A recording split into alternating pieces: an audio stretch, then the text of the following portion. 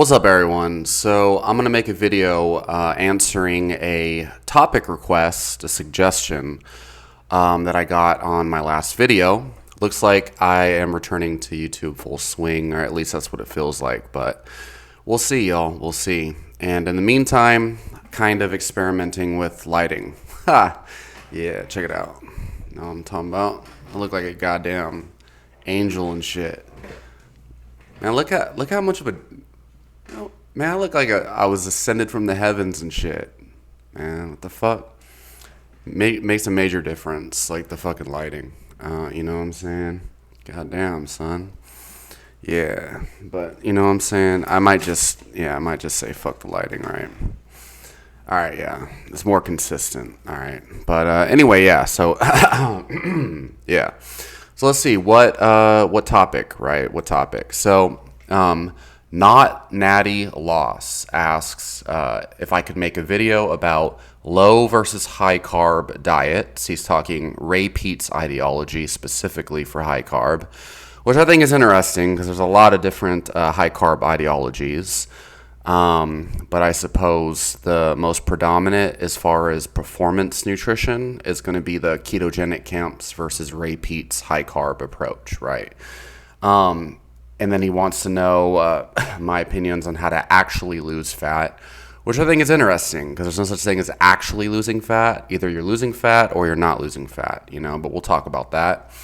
And he wants to hear my perspective on general keys for health.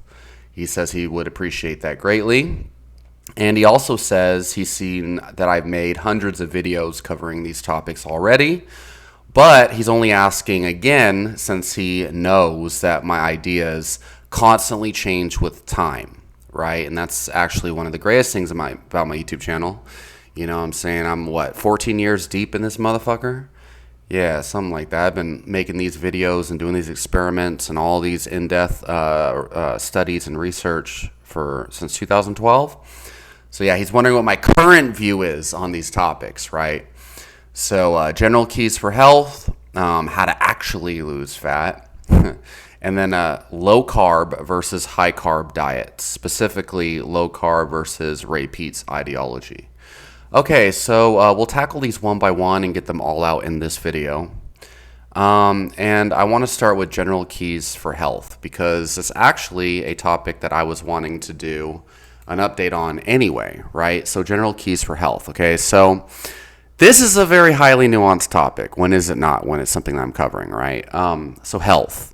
First of all, we must define what we're talking about when we speak of health, because the word health and being healthy and eating healthy and, my goal is I just want to get healthy is constantly thrown around, with very little context whatsoever. In all regards, and working as a personal trainer for 14 years, especially in a commercial gym, for like 5 years total, being the top selling personal trainer at Gold's Gym and LA Fitness for about 4 years in a row. That was a very common thing I would encounter is, people would be like, I just want to get healthy. I want to eat healthy, blah, blah, blah.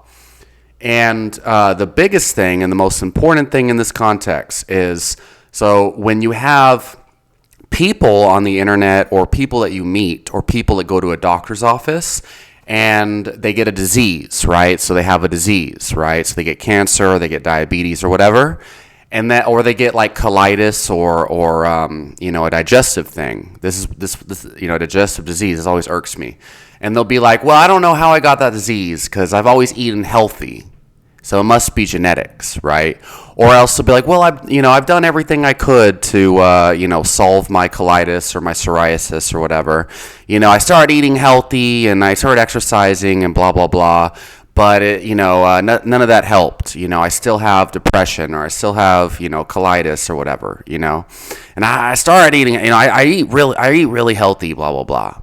But nothing helps. It must be genetic, so the only option is medications or drugs or whatever, right? Or surgery. But these people are just saying like, I started eating healthy and my disease didn't change, right? Like, or whatever, right? or I was eating healthy and I still got this disease, therefore eating healthy is not the solution to remedy it.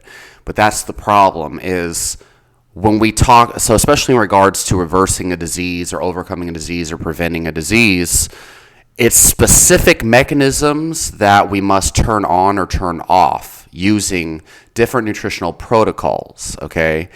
And there's many different protocols that influence many different mechanisms of action in the body. Okay, we're talking what fibers are we consuming, the different forms of polysaccharides and carbohydrate types, or roughage, really, going through the digestive system in the terms of things like digestive disorders like colitis. That's going to dictate, am I making my digestive problems worse or am I improving them, right?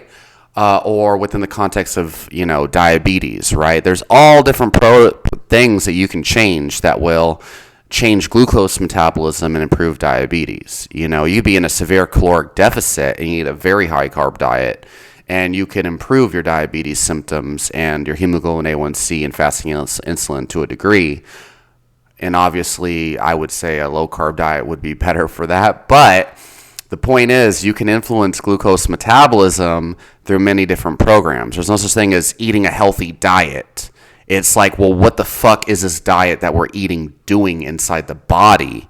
And is it moving us closer to health, being without disease, or farther away, right? So that's just a little tangent I'm going on. Hopefully y'all follow. That shit really gets me, right? But so in general, right, let's define health. Let's make this simple, okay? So at a baseline, okay, health is a state without dis-ease, okay, in general. So what that means is we don't got diabetes, we don't got heart disease, we don't have autoimmune symptoms, allergies, we don't get sick very often, okay? And this is a thing, a lot of motherfuckers in our society just accept, allergies because it's something in the air. I don't believe in that at all, okay? And I don't even want to go into an argument as to, the specifics of that, because it just throws the whole video off. But I believe, I with certainty, that there is a way to live your life without, being susceptible to allergies from the environment, at least to a significant noticeable degree, skin problems, all that shit, right? Or without any kind of negative health condition, okay? That's that side of things, okay? But here's the more exciting part that I prefer to focus on at this point in my career is I have the energy that I want to be able to do everything that I want during the day, okay? My sex drive is on at a high level. My athletic performance is where I want it. My energy is where I want it. My mental clarity is where I want it. Okay? These are all very important aspects of health as well. My mood is where I want it. Okay? Those are all very important. And these days, I honestly feel having the sex life you want, having the friendships that you want, the relationships that you want, the career life that you want, having the financial landscape that you desire, right? And for a lot of people, that's just living enough within your means to where you can, afford your cars, insurance, your place of living, apartment, house, whatever, as well as whatever food and expenses you desire, you know what I'm saying? And not feel like you're bending over backwards and getting fucked by, anxiety of, am I going to be able to pay this shit, right? I feel like that's extremely realistic to achieve. If you can, I don't want to go too deep into that shit, right? Start ranting and shit. But I feel like if you are not able to afford your place of living, your food, your cars, and all that shit, and then the lifestyle you want, and then wherever you're at in your dating or relationship life, taking different girls on dates, taking one girl on a date, whatever the fuck, or, if you were like me for so long, having girls take you on dates, that's what the fuck I did. Just had girls pay for everything for the longest ass time. It just is what it is, motherfucker. You know what I'm saying? All right, but if you don't have that shit on fucking check, then you need to get that shit on check. I feel so strongly now that that is a very important aspect of health, okay? These days, and this is what I've really been focused on the last year. Y'all wonder why I haven't made so many videos last year. Okay, I mentioned it in my last video with updates and shit, but because I realized that this is more important that a lot of times to a significant degree, okay? When you once you conquer your health problems, the disease states you had that got you started on this journey, all right, you know what I'm saying? Mostly we're talking actual things you can measure, okay? Diabetes, autoimmune conditions, digestive stuff, all that. Once you get the tangible, measurable, real health problems out the way, then from that point on, the goal needs to be, what do I want in my life, right? Like, what am I going to use the newfound health on that I have now? Now that I'm fucking healthy, or without disease at least, what can I use this health on? You know, obviously the whole point of getting healthy is so you can enjoy your life, duh. And the reason why it's so important to me now, and I emphasize this so much, is because biggest epiphany. Brandon Gilbert also noticed this at some point in his journey, okay? And he helped me kind of see this shit too, is, you know, I did so much health consultations with so many people, as well as even working as a personal trainer. That is basically a one-on-one health coaching position, combined with helping people with physical goals, you know. I started to see so many people would obsess over like health science and biohacking and bullshit. And it's just procrastination to the highest degree. What the hell do a lot of these people do with their time? Well, they work like a 9-to-5 job or whatever. They go home, and if they're not watching the news and crap that they really don't care about, but they don't realize they don't care about it because they don't actually know what they don't have anything to care about that will help them, right? They're not focused on shit that's going to bring them further in life, right? So they obsess over something else that's easy to be addicted to. You know, politics, religious arguments, but health science is a big thing too. People get healthy and then they just can't stop binging on health information. And I used to call that the nirvana of health. And people consult with me over health problems that don't even exist, but they're convinced that they're still broken and there's something wrong with them. So anyway, you have got to start to look at, what do I actually want to do in my life, right? Okay. And I've made videos about this. This is really what values are, okay? What do you value in this life, okay? You need to start to look at, what do I want in my relationships? What do I want in whatever dating dynamic? And you've got to really, a lot of motherfuckers out there, it's not me, but a lot of motherfuckers are very attached to what society wants them to look at relationships like. Everyone thinks they want marriage and kids and all this shit, but really, a lot of people just default to that because they see everyone else, their mom and their friends getting married and all this shit. And it's weird. All that they see is the rose-colored glasses of it. Like, oh, they're getting married. It's so beautiful, right? They have all these pictures on Facebook and shit, and everyone's congratulating them, and it's making it look like it's all sunshine and rainbows and this beautiful thing. The reality is, it's just societal norms for us to congratulate people for signing like a financial government contract that now I belong to this person and we're each other's property and shit. And I'm sorry, not all marriages are like that, but you know, statistics show more people's marriages are like this than not, where, you know, they have all these problems behind the scene they don't publicize, and they, you know, a lot of times don't sleep in the same bed anymore, they don't have sex anymore, and it's just constant like struggle, but they stay with each other because now they're obligated to. They're obligated because if society finds out, their parents, their friends, and all this other shit. Why am I ranting about marriage in this video, motherfuckers? You already know how this shit works, you know, whatever. Okay, look. They stay together because they're obligated to. Because if their friends and family find out that their marriage has failed, now it's like this whole thing in their brain where they lose their identity and shit. And also because now they got a contract and shit. And like getting divorced is such a huge deal and it's such a struggle and shit. And to me, I'm just like, man, look, if we love each other, you know what I'm saying? We love each other, enjoying each other's company, all that shit. You know what I'm saying? Like, that's what's important. Like, whether we're married or not, what we call each other, girlfriend, boyfriend, whatever the fuck, you know what I'm saying? Like, says nothing about how I feel about someone.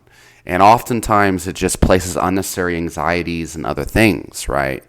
So I'm just throwing that out there. And I don't know why.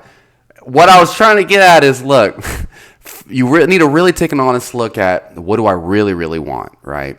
And a lot of people haven't even dated enough people in their lifetime or had enough different relationship dynamics and dated enough personalities and shit to know what they want.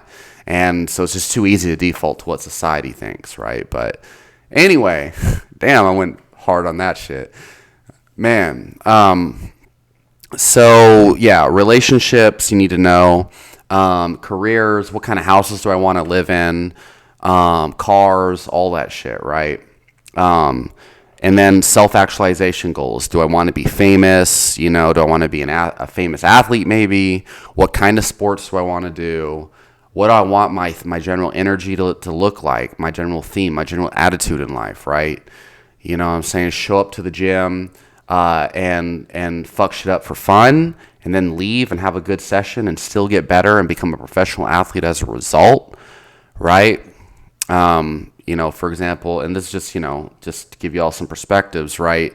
This isn't just about like material objects, right? We got, what I'm saying, like being an artist, being a lawyer, winning gold medals, getting college degrees, getting accolades, winning math competitions, whatever. I think everyone needs processes of mastery, right? But it runs deeper than that too. It's also the general attitude towards life, the energy that you have. So this is much deeper of a freaking answer than a lot of people were expecting, but this is some concepts I've been wanting to touch on for a very long time. This changed in my brain in 2024. Okay, I just started to see that because I mentioned in the last video, I went through this long material objects don't matter phase. I didn't care about my physical appearance phase, just super spiritual type of phase, and it evolved into science was the most important thing, in addition to not giving a fuck about materialism. But then I started to see materialism is very important for motivation, mental health. This is going to fix the mental health game of a lot of motherfuckers.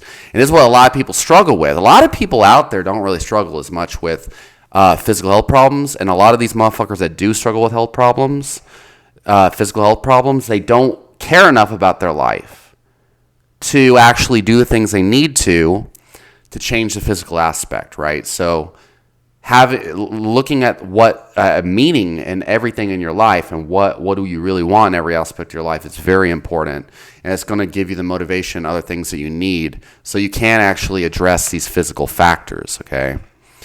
So anyway, yeah, like getting your priorities straight, basically. You know what I'm saying? So you're not one of these idiot ass motherfuckers in the damn comments on the internet arguing with strangers and just hating on people or whatever. Like there's so much bullshittery that people engage in. And it's just insane to me. It's just crazy. When you're on the other side of this weirdness of society, you know what I'm saying? Like, and you're so focused on, what I've been focused on lately, like literally collecting my dream cars, getting my career where I want it, dating life, all that shit, and really just bringing my vision into fruition. And that's all I care about. And I spend no time with the bullshittery, okay? And you see these other people engage in it, especially when they're trying to engage towards me on it, commenting on my shit or whatever it is, messaging me. It's just so crazy. Like I'm like, it's some kind of mental disease or something. It's crazy, man. All right, so let's get back to the actual shit y'all want to hear about, right? Health. Okay, so look, okay, general health parameters. Okay, easy shit, right? So hemoglobin A1C, right? We want, man, it's been so long since I've looked at this. Somewhere like between 4.5 to 5.8 hemoglobin A1C, okay? Just make sure that you're not, you're not pre-diabetic, diabetic, okay? Yes, fasting insulin matters more, but hemoglobin A1C somewhere around 4.5 to 5.8 or some shit, right? 5.5 maybe, okay? Pretty self-explanatory, you know what I'm saying? And really, the health markers don't matter as much as the protocol you do. Because if you do the right protocol, it's just inevitable. There's no way that you will not be in the healthy range of most things, okay? But yeah, that's for hemoglobin A1C. Make sure that shit's in check. The next thing is going to be triglycerides. Make sure your triglycerides are somewhere between 50 to 100, nanograms per deciliter. You know, easy shit, okay? Again, if you eat the right fucking diet, your triglycerides will naturally go into that range. It's very easy. Like all of my clients who actually followed my programs and, you know, for an extended amount of time and didn't bullshit around like a lot of motherfuckers do. A lot of people will buy shit. Like, I'm going to say 75 to 80% of people that have paid me for coaching and training will continue to pay me and, you know, and act like they want to get results, but they will not follow the program. Then, you know, they'll do the absolute bare minimum. That's just society. They'll pay the money because they want to feel like they're doing something productive, but they won't actually go through with the shit they need to do to get results. You know what I'm saying? Like, that's another reason why I don't give a fuck as much about these things anymore. Reversing diseases and health science. So much intellectual energy I put into that, only to find out that the majority of humans don't actually care. Don't get me started. I've talked to motherfuckers who nerded out on like Dr. Sebi and shit like that, trying to tell me that Dr. Sebi's alkaline diet was the healthiest thing. Meanwhile, this person's like fat, overweight, had the damn stomach sleeve surgery to lose weight, and they're paying me to help them lose weight, and they're trying to tell me that meat is bad for me and Dr. Sebi is the way. Yet this motherfucker bring in candy bars and shit to the training session, you know, and I know Dr. Sebi's program better than they do. I asked them, oh yeah, well, what is Dr. Sebi's program? And they can't answer it, you know? And so anyway, man, the amount of honestly stupid people that I've encountered, I'm so done with all that. All right, motherfuckers, back to this shit, right? I got a lot of ranting to catch up on, y'all. I'm sorry, all right?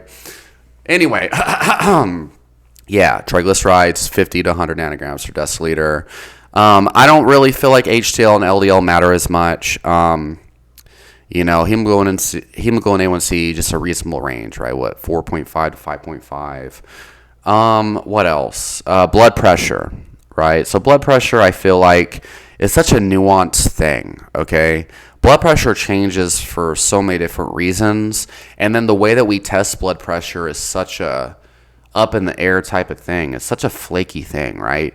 You wake up in the morning, your blood pressure might be 110 over 75 or something. You know what I'm saying? You get a little caffeine in your system, you start jogging, get your blood pumping a little bit, your damn blood pressure might raise to 130 over 85 or something. And then you go to get a damn test, right? Your blood pressure tested, maybe you're fasting, whatever. And you're inside the waiting room and you're getting stressed out, whatever. Maybe you get a text from your damn, I don't know, your fucking boss telling you got to work, get to work. I'm calling you into work in 2 hours. You know, sorry, I know it's last minute. And then you're like, fuck, you get all angry and shit. You know, now you're all pumped up, your blood pressure is raising. And I don't think it's that sensitive. A lot of these people think that they'll get a heart attack from getting angry. I don't think that's how that works. But anyway, you know what I'm saying? Then you get your damn blood pressure tested. And it's like 100, it's like through the roof or something, like 140, 150 over 90 or some shit. Now suddenly they're like, oh, you might have high blood pressure. We'll get you tested again in a week or something. Put you on blood pressure meds. Next thing you know, your dick don't work because that's a side effect, common side effect, man. The amount of dudes that have came to me consulting with me over like dick problems. Turns out these motherfuckers be on blood pressure meds, antidepressants, and other things. Like, well, motherfucker, that's why. You don't need maca root, fuck boy. You don't need maca root. You need to get off these dumb medications you didn't need in the fucking first place and fix that shit naturally, fool. And then get maca root so you could really give your girlfriend orgasms that she'll never forget, motherfucker. Drown you in panocha juice, the most delicious substance on the planet. Motherfucker. Where the fuck was I? Damn it. Yeah, blood pressure, but yeah, just, general range, whatever. Like on average, personally, I would say, really anywhere, like maybe 135 over 85 for blood pressure, is like a top range, I would say, maybe, right? Just stay around there or under there, but make sure your blood pressure doesn't go under 115 over 75 or something, right? But I would really, blood pressure, doing this whole sodium thing, low carb, all this other shit, you'll feel it if your blood pressure is off, and the lower blood pressure is really a problem. The low blood pressure will make you feel like garbage. High blood pressure, you might actually feel better, in different states where your blood pressure is higher. So, in regards to diseases, though, right? We're thinking heart disease and shit like that, right? That's what really matters, okay? Not the number on the blood pressure test or on a blood test measuring ambiguous molecules in the blood that we don't actually have any real solid evidence as to how to interpret these tests. Fucking ridiculous, man. So, yeah, keys for general health, okay? We're talking about the actual mechanisms to measure, okay? Make sure that you're eating in a way where your triglycerides stay between 50 to 100 nanograms per deciliter. Your hemoglobin A1C stays between, 4.5 to 5.8 at the top, but really 5.5 is probably the highest.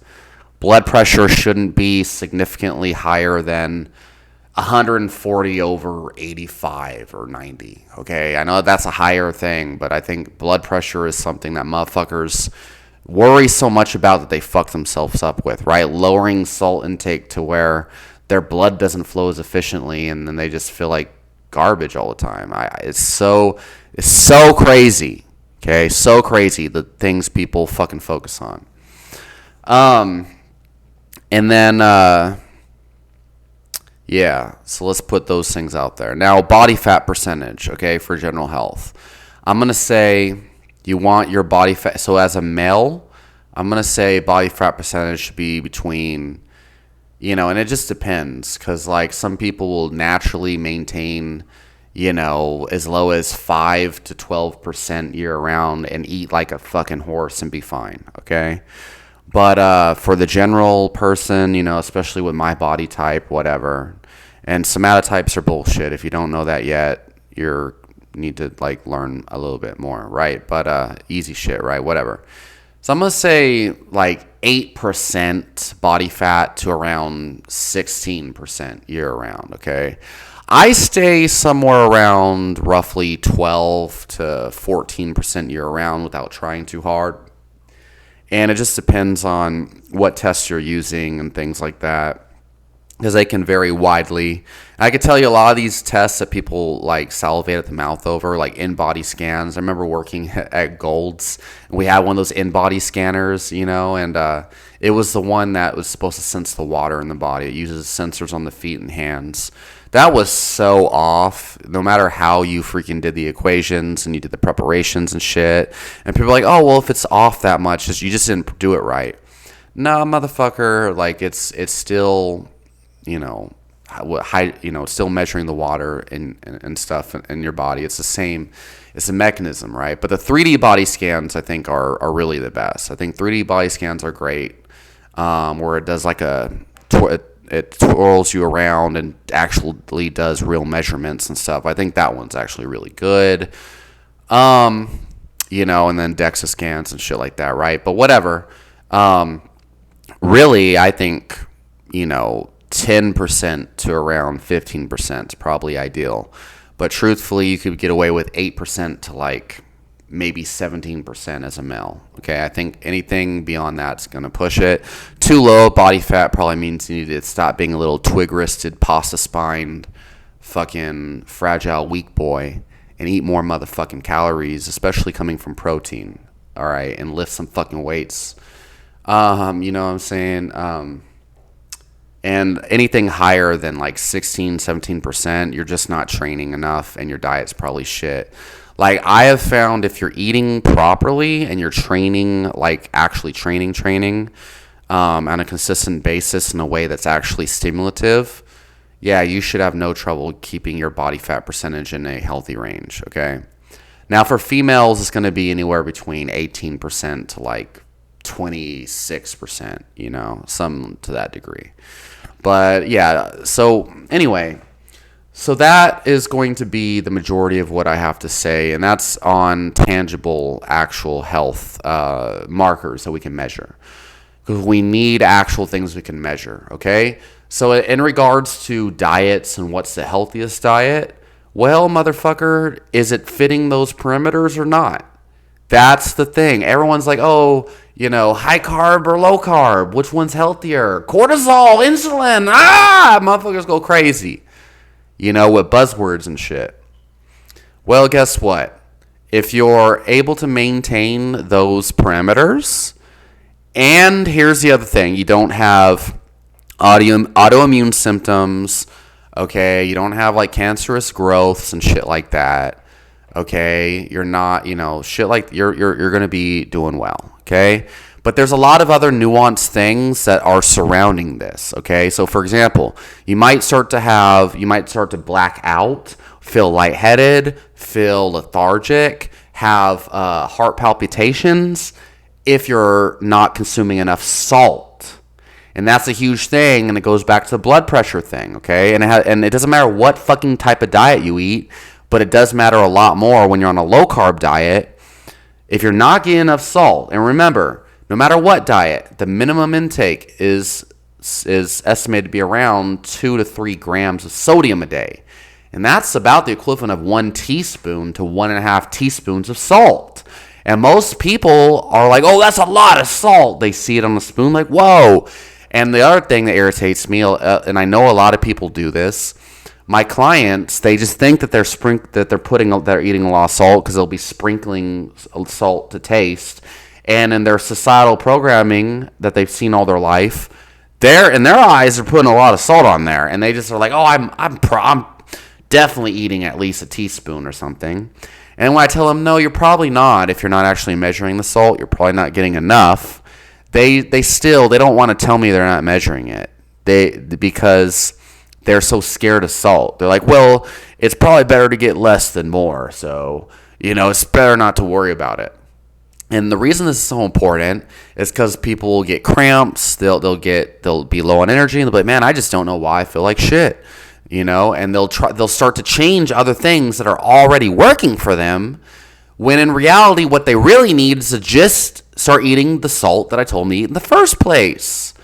Like, it's just this so crazy, just people fucking themselves in the foot. Is that even a thing? Can you fuck yourself in the foot? Probably not.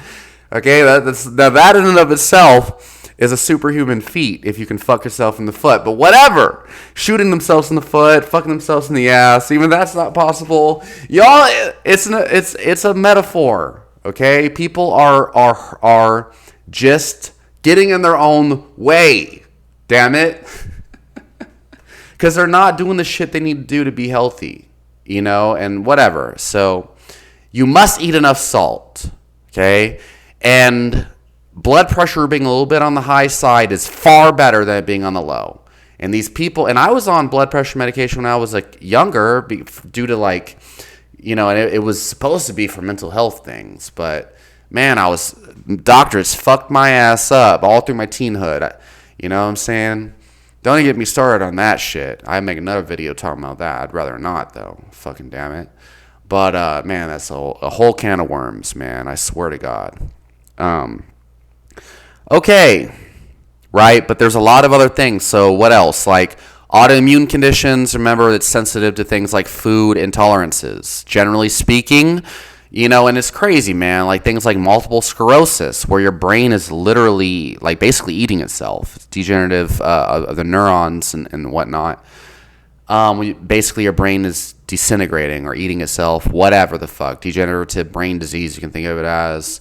You know, at the most extreme end, and at the less extreme end, you have things like psoriasis that I had, you know, stuff like that. They all really come from a very similar space, and that's just you're eating some foods that is triggering an immune response, or it is not being digested properly and causing intestinal diseases of all kinds. Crohn's disease, colitis, irritable bowel syndrome, even things like lupus. All of these things are coming from eating foods that your body is not meant for. You know what I'm saying? And 9 times out of 10, it's going to be a plant food. Okay? And again, it's crazy to me. A lot of these things we've been programmed to believe are healthy or unhealthy. It's those mainstream ideas that really prevent people from being healthy.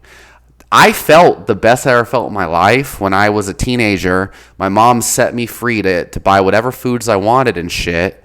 And I was actually eating refined pasta, a whole pound of cheese a day, drinking energy drinks, full sugar every day, and then eating meat when I could and tacos and shit on a daily basis.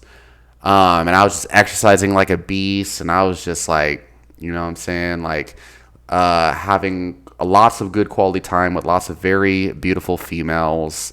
I was having the time of my life all the fucking time. Focused on my passion, not giving a fuck type of shit, right? And then I started trying to be healthy for so long. And it's like the more like in line with mainstream health I was, the worse I felt, And it's funny to me, the research, all of this stuff, knowing now like what I know is I've been eating lately a lot more closely to what I was eating when I was a teen. But not the same thing. People might take that out of context, right? But utilizing the principles I've learned from carnivore style nutrition and the food intolerance stuff, and then what actually matters. What are the actual essentials I need? Mostly protein and amino acids, really. And then enough energy to sustain me, and then the real micronutrients that you really need, mostly B vitamins, iron, electrolytes, and shit like that you get in meat. My perspective on nutrition now is for the building blocks of your body, your neurotransmitters, your muscles, your enzymes, all of that. You need amino acids. You need some essential fats. You get that from meat, no matter what meat you fucking eat, okay? Vitamins and minerals, you can get that from fucking meat, okay? Even vitamin K2, if you eat grain-fed pork, you get like milligrams of that shit, like very high clinical doses from grain-fed meat. But we need grass-fed. Bitch, they don't fortify that shit with the MK3, with the vitamin K3 that gives humans vitamin K2. It's crazy. So they'll supplement that shit, fools. Anyway. Where are they getting with this? Building blocks. You need the building blocks. You need the energy, okay, for your body. And just a very small amount of a very small class of micronutrients. Okay, and it's insane. I have not really eaten vegetables hardly at all. Like I've probably I don't think there was a day where I ate over even a quarter pound of vegetables since November of 2018. Okay, and I felt more nourished, better, superhuman, resilient, robust than I've ever felt in my life this whole time. Okay, but where the fuck was I going with all this? Damn it, right? You need meat, okay? And then whatever, if you're going to eat a carb-based metabolism, eat the carbs that don't cause digestive problems or set off autoimmunity, and only eat the type of carbs that give you energy, and eat them at a certain time when you need them that give you energy. And don't just eat carbs because you think you need them. Eat them because you feel you need them. Very, very big deal, right? I might eat I usually only eat one meal a day at the very, very end of the day after I've trained hard. And it might be, white rice, meat, shit tons of cheese, milk and a protein shake, or it might just be a gallon of milk and like 200 grams of protein from whey protein. Believe it or not, you know what I'm saying? Whey protein, you realize the Mongolian warrior tribe basically created whey protein. It's been around for very long time. People are like, processed foods, blah, blah, blah. Man, the most dominant freaking empire, the Mongolian Empire, ruled the world conquered all the Chinese Empire, everyone else, Russia, all of that shit. Conquered the damn world, okay? Eating milk, blood, meat, and their whey protein powder, milk paste powder, okay? That's what I'm on. And they probably ate trace amounts of carbs here and there type of shit, but basically that's what the fuck I do, okay? It's like a real it's like a real hunter-gatherer, whatever the fuck. It's a conqueror diet. It's what the fuck I eat. And I feel great, okay? So anyway, and then obviously tonic herbs. Man, I went hard on this video, right? So no diseases, right? Take care of all those perimeters. You need to eat in a way that gives you the energy that you fucking want and desire.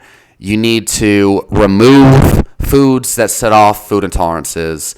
And if you think that meat is something that you're intolerant to, you probably are a weak fuck. You're specifically stomach acid's probably weak. Okay? You should be able to digest meat. All right? And it's mostly like there were like fat girls. Okay? Like I've talked to some, and I'm not saying, look, I have helped lots of fat people that were fat lose hundreds of pounds, okay? I'll get to that when we talk about the fat loss, okay? So don't take this out of context, okay? I'm not dissing, whatever. But there were girls, like I'm talking 300-pound freaking chicks, you know what I'm saying? They're like, oh, I'm intolerant to meat. I do best on a veggie-based diet. I'm like, motherfucker, no the fuck you don't. You know what I'm saying? You don't do if you ever ate a veggie-based diet in your life, you definitely wouldn't be weighing no 300 pounds. So how the fuck do you know if you do best on a so-called veggie-based diet?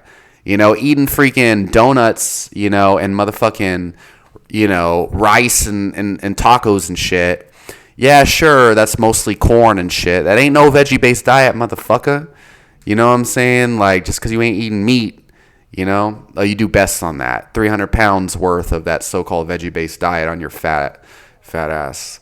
All right, again, I'm not dissing fat people. I'm talking about these fuckers, right? Oh, I'm intolerant to meat. I do best on a veggie-based diet, says the 300-pounder. Shut the fuck up. Jesus Christ, man. Like, people crazy, man. And I'm like, look, apple cider vinegar with the mother diluted in about 12 ounces of water, okay? Work your way up so you don't burn your damn esophagus taking this shit. Take that shit 20 minutes before you're eating the meat. Trust me when I say you're going to start to crave meat. Stomach acid is going to be way better. And eventually, you're going to be able to digest meat like nothing within a matter of 2 weeks. I have helped elderly folks get off protein pump inhibitors by having them slowly work their way up with apple cider vinegar. They went from debilitating acid reflux to where they couldn't freaking get to sleep at night.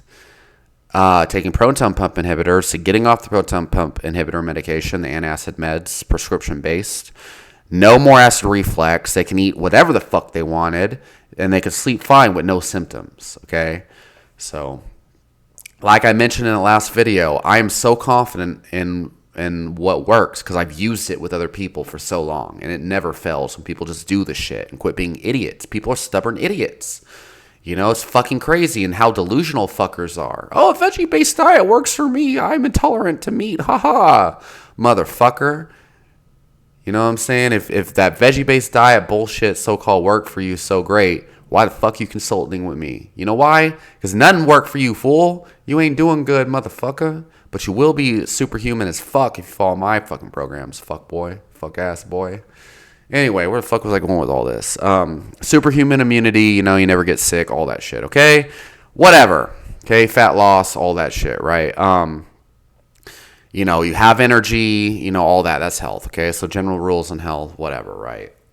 So now how to achieve that, what diet to achieve that, okay? So now we're going to get into carb-based versus low-carb diets, okay? High carb versus low carb, all right? Man, I'm 43 minutes deep in this bitch, and I just went on a long-ass rant. Whatever. Hopefully it's been informative, y'all. Man, shit. Whatever. All right. God damn it. So, yeah, motherfuckers be like, yeah, so this dude's like, high-carb diet versus low-carb. Okay, and my perspectives on it. Specifically, Ray Peat. Okay, so Ray Peat, high-carb diet. What is it, right? And so those of you who've been following me a while knows I did a little experiment. I think in 2021, I did a repeat experiment. I made this viral ass video. Repeat diet put me in the hospital, and that shit was pretty ignorant. I will admit the video, the clickbait and everything, but it went so viral. It was so rage baity. All the repeat followers were just grilling me in the comments. It was so funny. I kept that shit up just for the ad revenue and the views and shit, but. The shit I said in that video is pretty stupid. I think I put that video on private, though. You know what I'm saying? I might have kept that bitch up. You know what I'm saying? That was funny, man. Everyone grilled me in the comments, just talking all this crap. It was funny. Yeah, so repeat diet, you know. So, yeah, again, yeah, there's no repeat diet, whatever. But generally, what you see is a repeat. There's a food pyramid, and there's principles and this and that.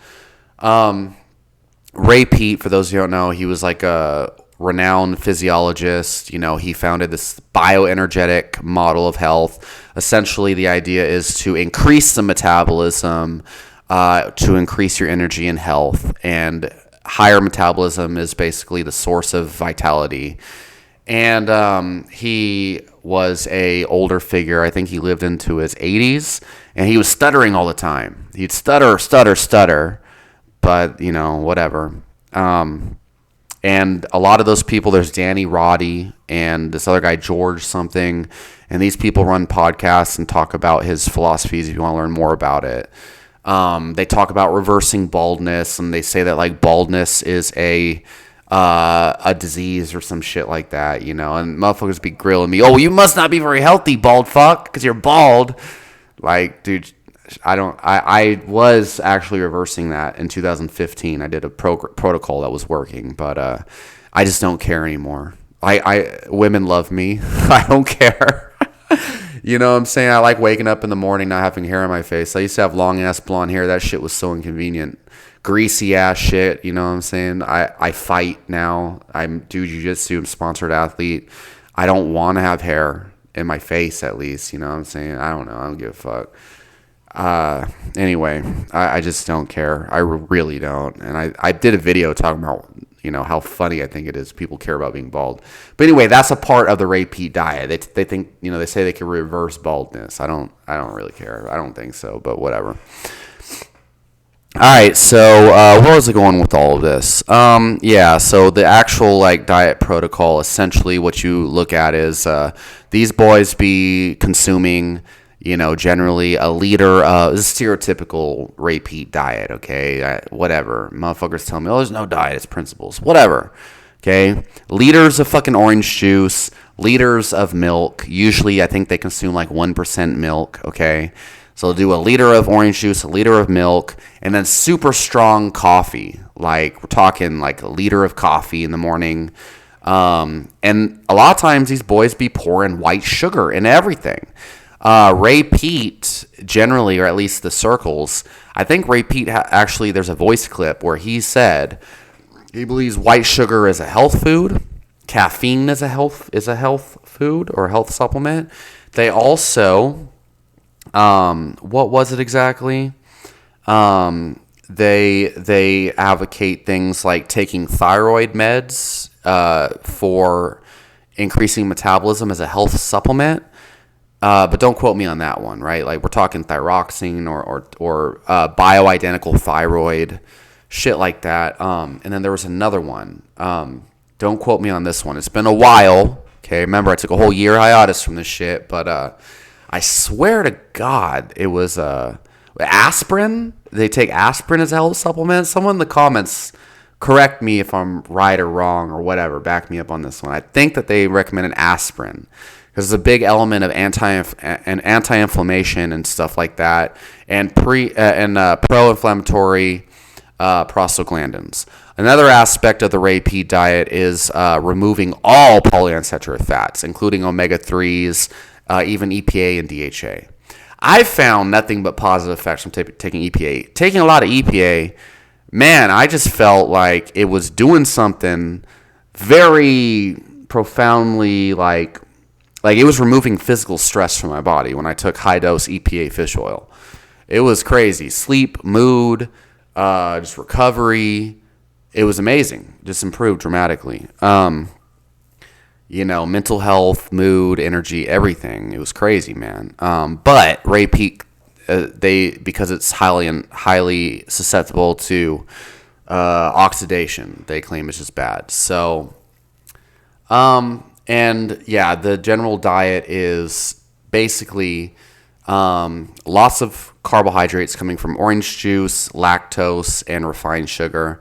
And the main thing is, so you're eating more sugar and more calories, and it's going to increase your metabolism as a result. They want to take advantage of something called adaptive thermogenesis, basically, which is the more calories you eat, especially from things like carbs and higher energy, the more calories your body trains itself to burn. It adapts to burning more calories.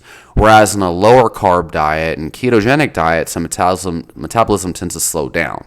Same thing with low calories. So you'll see in longevity circles, people will purposely starve themselves, like David Sinclair, right? And these other resveratrol fools, the polyphenol from red wine. These motherfuckers be shilling out starvation diets and protein-modified fasting or calorie-restricted diets, whatever. And resveratrol and curcumin supplements and all this BS, man, that have actually been found to be harmful since. But to lower their metabolism and do all this other shit. They take metformin as a health supplement, thinking it's going to improve their longevity and shit. Man, these motherfuckers just crazy, man. Missing the mark and feel like shit all the time. Just insane, man. You listen to these fools talk. But anyway, that's kind of the idea. Less energy availability. It trains the body to burn less energy, which technically lowers metabolism. Consuming more energy and more calories, especially from things like carbs, increases the metabolism. So that is what bioenergetics is all about. The whole goal is to improve the efficiency of metabolism and speed it up, really. And body heat. They promote things like putting thermometers on the armpits and shit, right? All right. and that's the Ray Peat diet, okay? Also eating collagen, oxtails, stuff like that. And yes, they do recommend eating protein. It is a higher protein diet, but they recommend not eating too much protein. But mostly protein coming from collagenous sources. And fats, they emphasize saturated fat. And they generally recommend removing most starches, but they have this damn Ray Peat's carrot salad. Man, I haven't studied this shit in years, and this is all off the top of my head. I remember all this shit, man. You know what I'm saying? I did all this shit. Coconut oil, carrot salad, whatever. So, yeah, I've done videos criticizing Ray Peat's diet, but I think this person's really even though he mentioned Ray Peat in the topic suggestion, he wants to know my opinion on low carb versus high carb diet. So let me kind of preface this, you know what I'm saying? I've been doing mostly carnivore, and I did ketogenic strict from November 2018 to around 2022, really, consistently. It was a good 3 to 4 years. I competed on ketogenic diets. I did Muay Thai competition on ketogenic diets. I did 1 meal a day with a little bit of fruit, but it was a targeted ketogenic approach.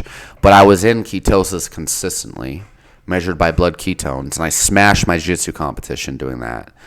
So I know quite a bit about ketogenic diets. However, and also, I have many clients who have lost a ton of body fat on ketogenic diets. My general recommendations, okay, so again, top-selling personal trainer at Gold's Gym as well as LA Fitness for 4 years straight. I was known for rapid weight loss results in my clients, okay? I was given usually clients that said, hey, I want to lose 60 pounds in 3 months. Can y'all do that for me? Yeah, we got this trainer, Wolfgang, and look at these results he's gotten these other clients. He could do that for you too. They put in with me. What the fuck do? I'm like, look, eat as much fucking meat as you can. Make it as lean as possible. Cut all fucking carbs and all added fats. And for variety, you can eat non-starchy vegetables just for taste, but you don't need them, and you don't have to eat them if you don't want to. No supplements besides around 3 grams of sodium per day, so around 2 teaspoons of salt taken throughout the day. And you'll know you're not eating enough salt if you start to feel crampy, lightheaded, lethargic. That's it. That's the protocol. And then we train preferably 3 times a week. And what do? 10 sets of fucking 10. Deadlifts, barbell deadlifts, barbell fucking squats, barbell overhead press, barbell Pendlay rows, combined with burpees, sprints, and freaking sled pushes and sled pulls, and intense like Tabata type of high intensity interval circuits on a motherfucking assault bike. I know that sounds like hell, okay? But man, it got good results, okay? And it made me very successful as a trainer.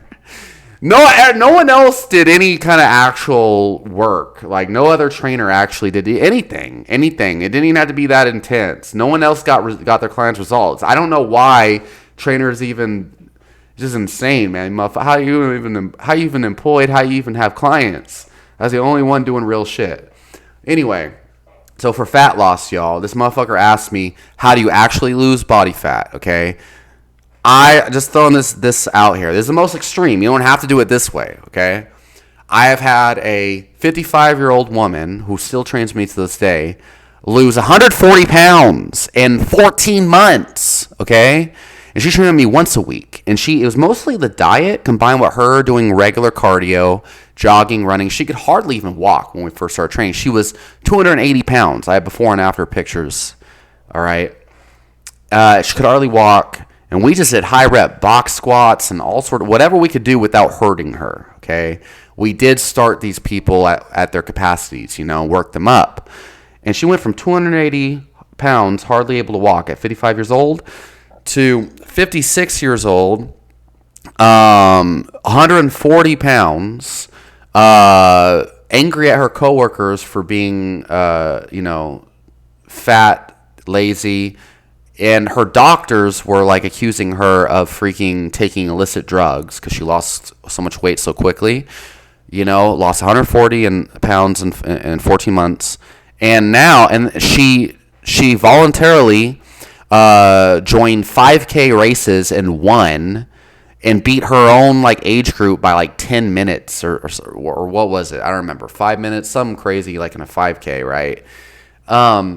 Just smoked her age group, and there was like 40 participants in it, by the way, and smoked them, and even smoked the times of the younger folks somehow in the 5K race, and voluntarily did gymnastics and started injuring herself. Okay, it's a long story. Just voluntarily wanting to do more like crazy activities. She started ice skating again. That was her passion when she was a teenager, but she couldn't do it because she was obese for so long. And she's right back to where she was being, like superhuman, healthy. She says she's tried all sorts of stuff. Jenny Craig, calorie counting, veganism, regular science-based nutrition, other trainers, everything. None worked. Nothing was sustainable. She said this is the only time that she could just get on the grind, do some, and it was simple, easy to follow, it worked, and it worked like crazy, like magic, okay? And she's been a client of mine now for like 3 years, and her son lost 100 pounds in 12 months, and he was 19 years old when we first started training, okay? And, you know what I'm saying? And that was crazy, So, where was it going? And he did the same program. They did it together. They lost the weight together. I have progress pics with them both standing side by side. So, and it's sustainable. And she went from being diabetic to no longer diabetic, got off all her meds, blood pressure meds, everything. So anyway, that was following just basically eating meat, type of diet. But it got to the point where, the female was still losing so much weight. She actually lost more than 140. She actually went down to like 133 at her lowest.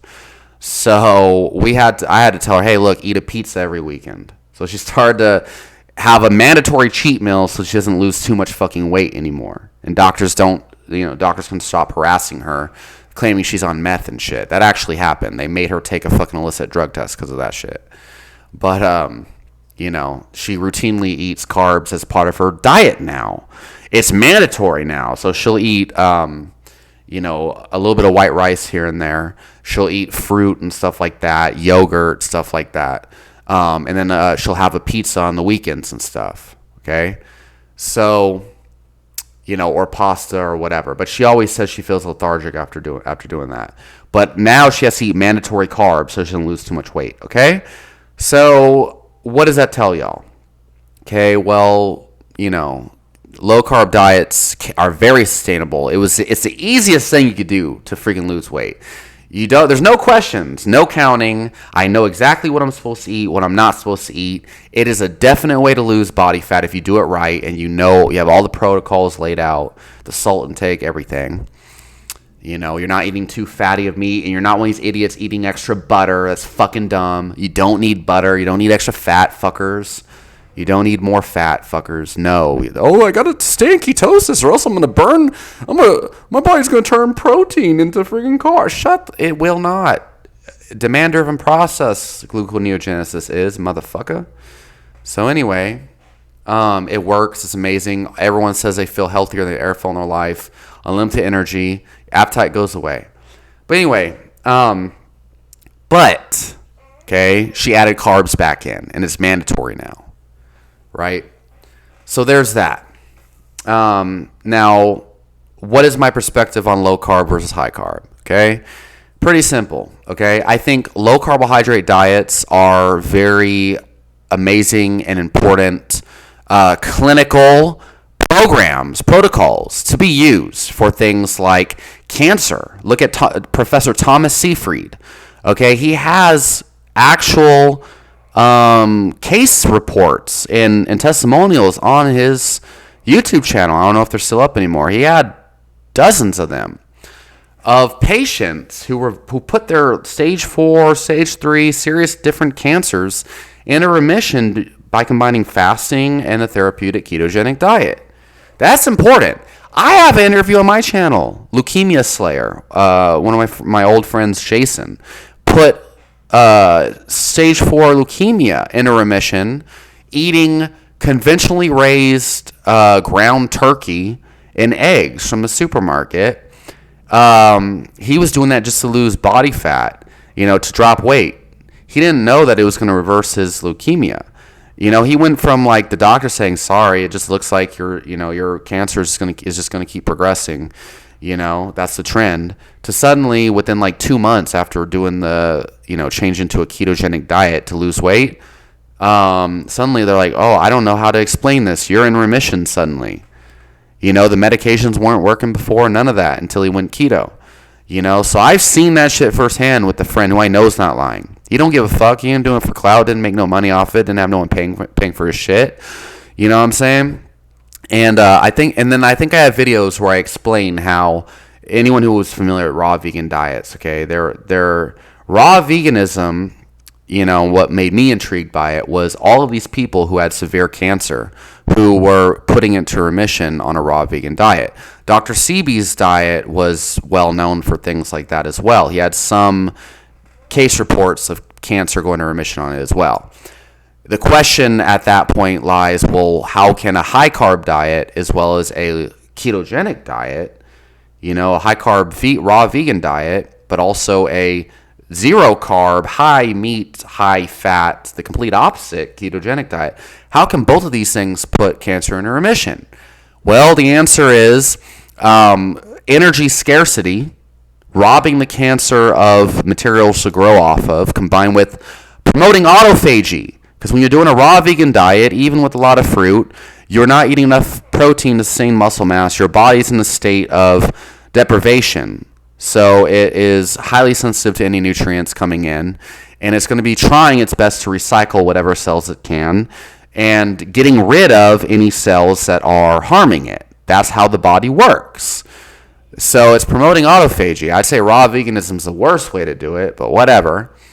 In ketogenic diet with fasting, obviously, is going to do the same shit. Autophagy and robbing the cancer, the tumor, of glucose to grow from. So, yeah. Raw veganism also robs it of glutamine, which is another source of energy that cancer cells can grow off of, that tumors can grow off of. So, anyway, those are just, so there's a very nuanced take to this. I'll have to have a whole nother video where I really dissect this in a more whatever, point by point, logical way, but so therapeutically, yeah, ketogenic diets are amazing. Okay, low carb diets, all of that. High carb diets, what's my opinion on that? So I just think you don't really need to worry.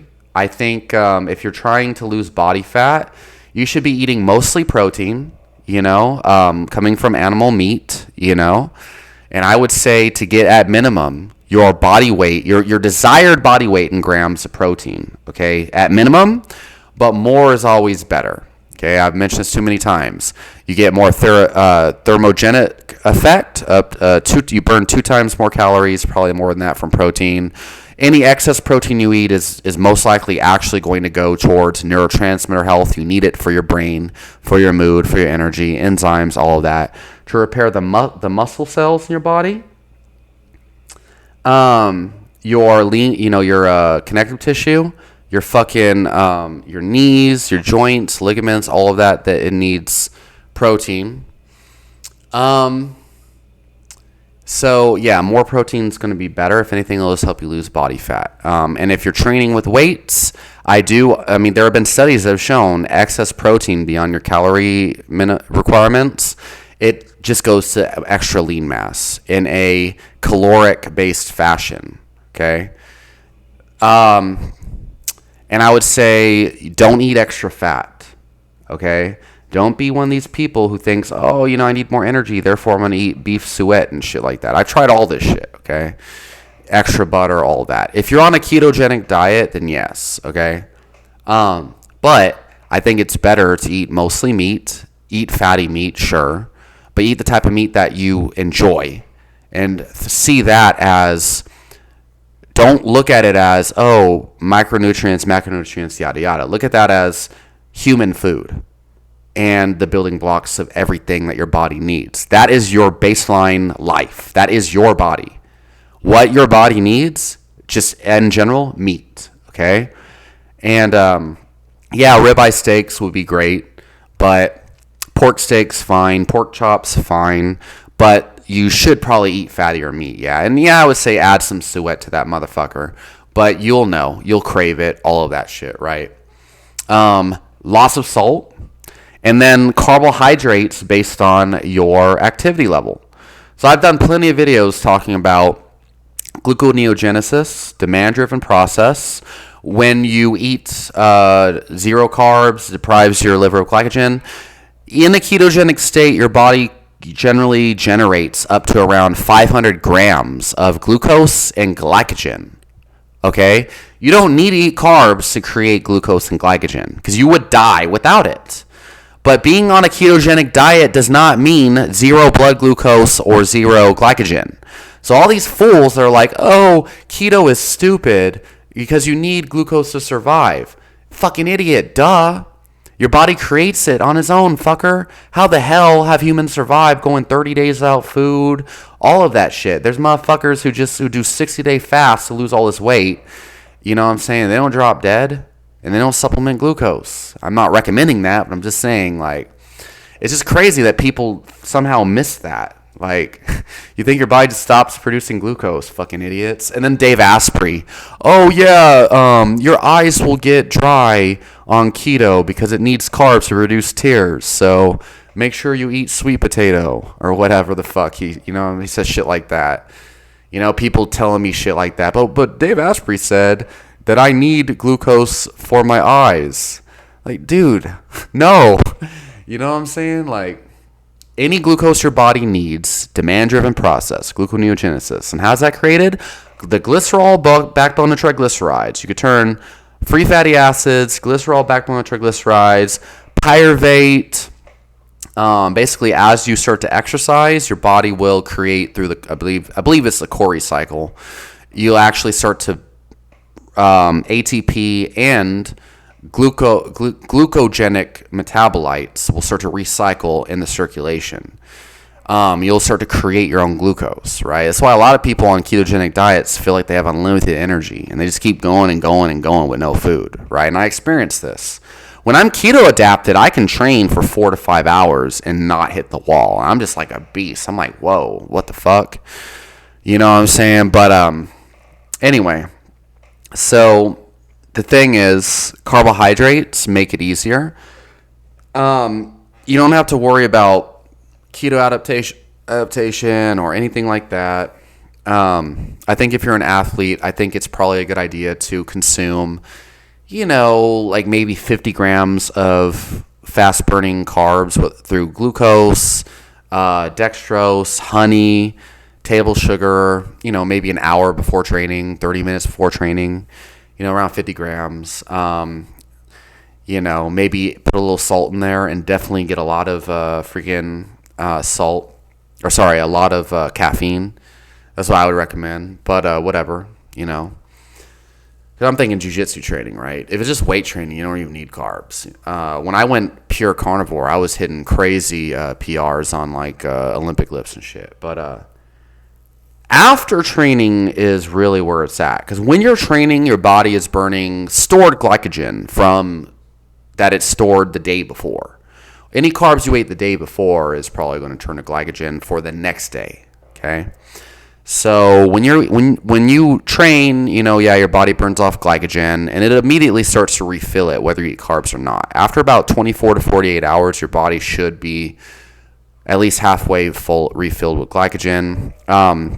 Eating more carbs is probably going to speed up that process. Probably a good idea. It takes a burden off of your body needing to create it from all these other sources, right? From body fat and other things, the fat you eat.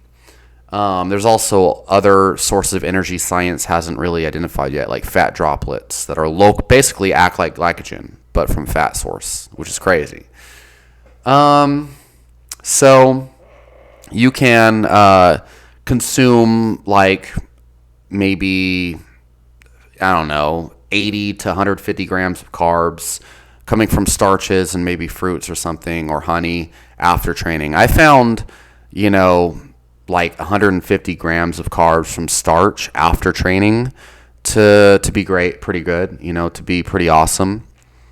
Because what I found really fucks shit up is if I do a huge bolus of carbs in the morning or during the day, seems to give me like a huge like crash, right? I think that's what a lot of people experience with a lunchtime crash. So I think after training, at the very end of the day, you beast all day, you fast all day, and you feast at night. You know what I'm saying? If you're going to eat carbs, do that at the nighttime, right? But I don't think people need carbs. I don't think carbs is like a necessary thing. I think there's a lot of fear-mongering about cortisol and all this shit. I think a kind of lower to moderate carb approach is probably best. I think so when we're talking about high carbs and we're talking about like repeat, I think the orange juice crap they motherfuckers do, that's stupid. Slamming white sugar, I think that's fucking stupid.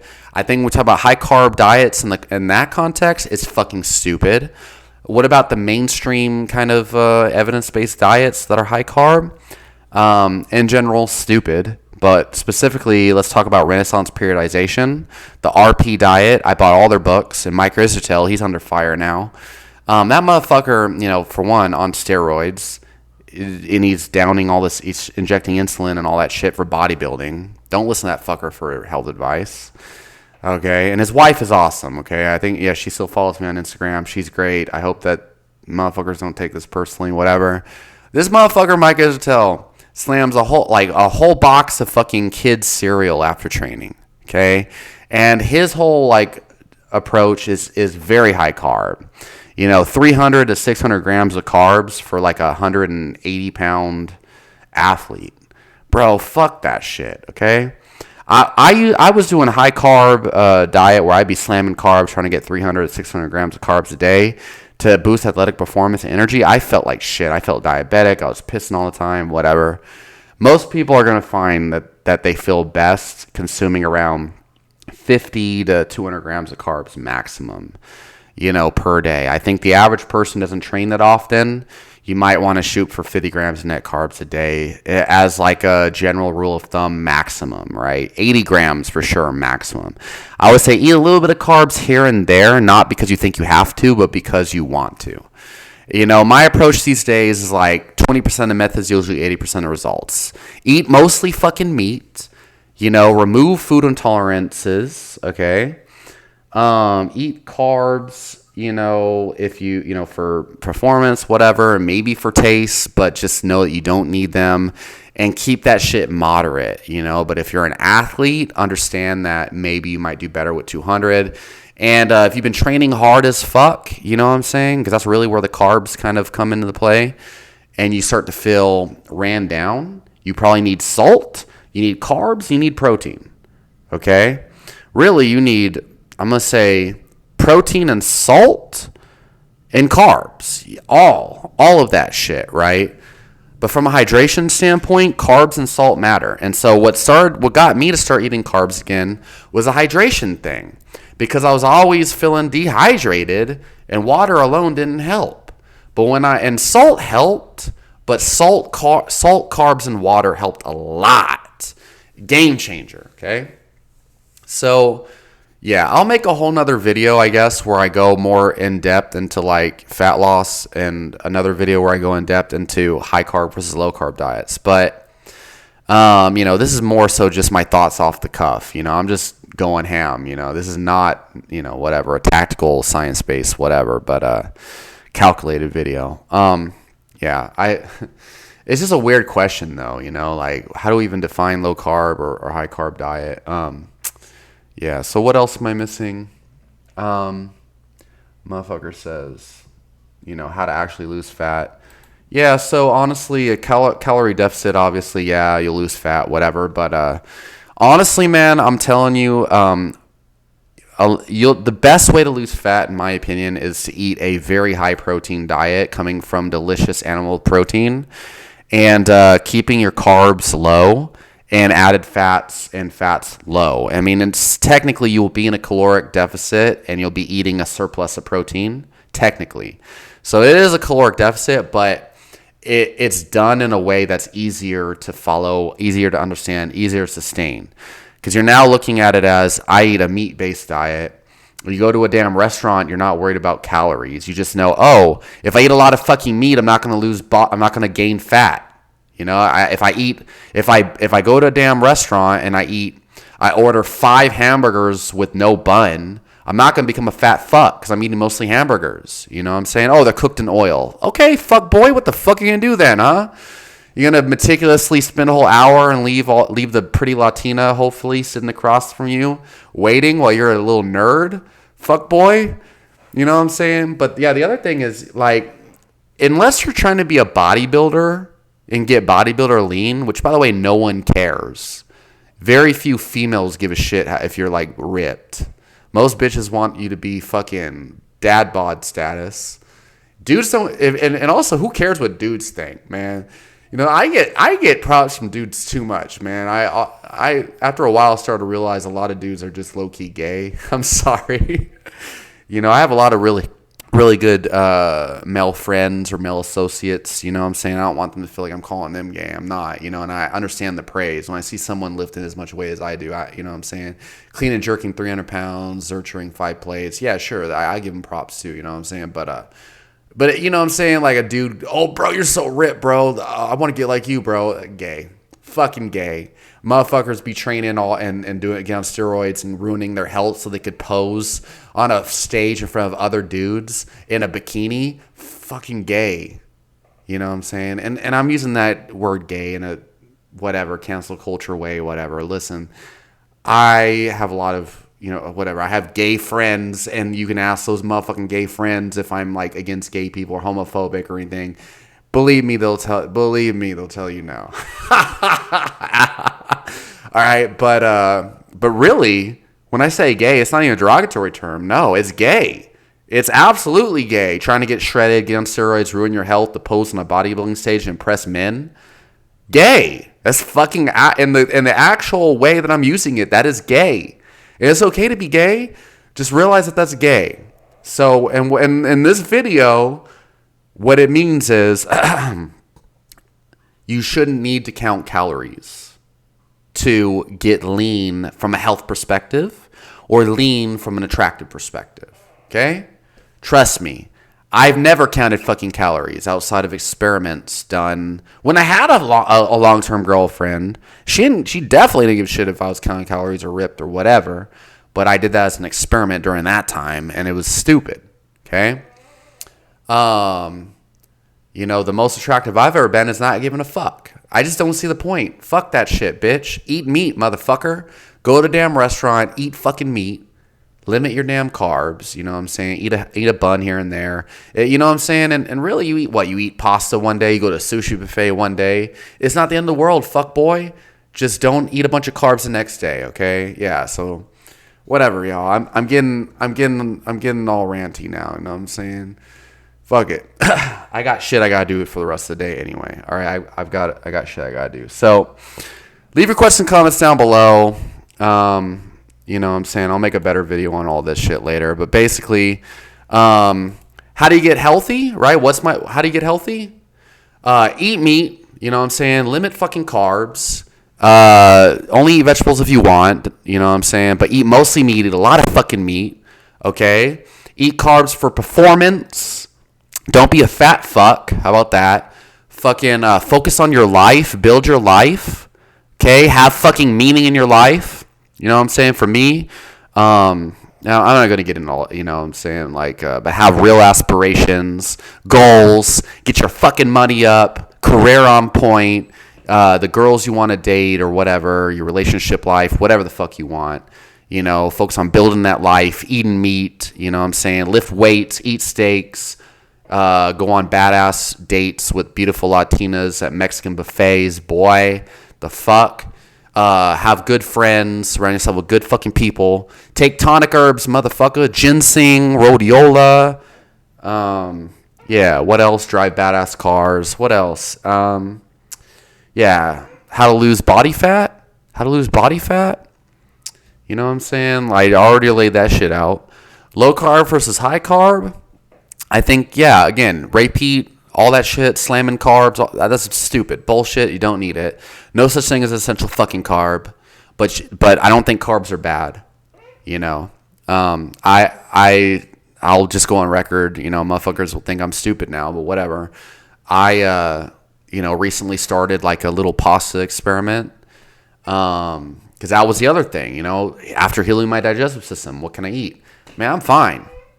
Yeah, I ate like 150 grams of carbs from wheat pasta this morning, vermicelli. You know, lots of meat, lots of eggs, lots of fucking cheese with that meal. And it was delicious. I needed that shit. And I had about 4 grams of sodium from bouillon, from chicken bouillon cubes. You know what I'm saying? I feel amazing. I'm ready to, you know, attack the day. So, all right, that's enough. All right, let me know what y'all think. I'll talk to y'all later.